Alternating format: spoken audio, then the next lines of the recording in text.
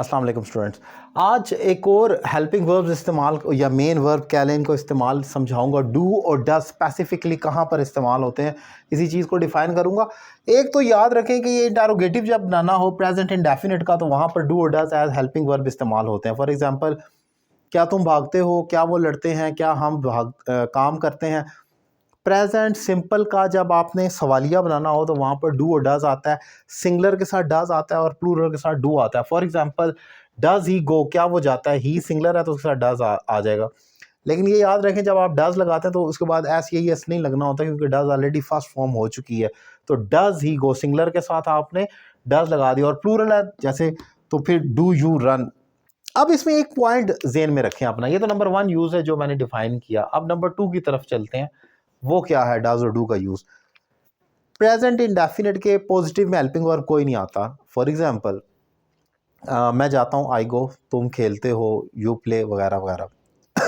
लेकिन सॉरी, हम present indefinite के पॉजिटिव में भी डू डज इस्तेमाल कर सकते हैं जब हमने फिक्रे पर जोर देना हो, जिसे एम्फेटिक सेंटेंस कहा जाता है। फॉर एग्जांपल, हम पॉजिटिव में, अब ये प्रेजेंट इंडेफिनिट टेंस है, आई डू नो हिम, अब यहां पर मैंने आई के साथ डू लगा दिया, हम लगा सकते हैं। फिर शी डज हेल्प मी, हाँ वो मेरी मदद करती है, तो तब भी आप शी के साथ डज लगा सकते हैं। सो पॉइंट इज दैट कि आप प्रेजेंट इंडेफिनिट के पॉजिटिव में भी डू और डज का इस्तेमाल कर सकते हैं अगर आपने उस सेक्शन पर जोर देना हो। सिंगुलर के साथ डज आप डाल देंगे और प्लूरल के साथ डू आ जाएगा। यही इंपॉर्टेंट पॉइंट है। Usually most of the time जब हम सिंपल स्टेटमेंट लिखते हैं प्रेजेंट इंडेफिनिट में, डू डज की जरूरत पॉजिटिव में नहीं होती। जैसे कि मैं नेट इस्तेमाल करता हूँ, आई यूज नेट। तुम मैच खेलते हो, you play match.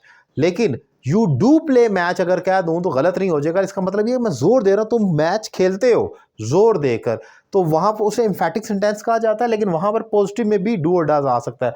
So 2 points हैं, याद रखें। एक तो प्रेजेंट इंडेफिनिट का इंटरोगेटिव करना है और डू और डज आएगा।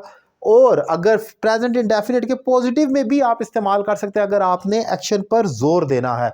2 पॉइंट डिफाइन किए प्रिसाइजली। उम्मीद करता हूं लेक्चर आपको पसंद आया होगा। मेरे दीगर लेक्चर्स के लिए मेरा यूट्यूब चैनल सब्सक्राइब करें। Thank you very much.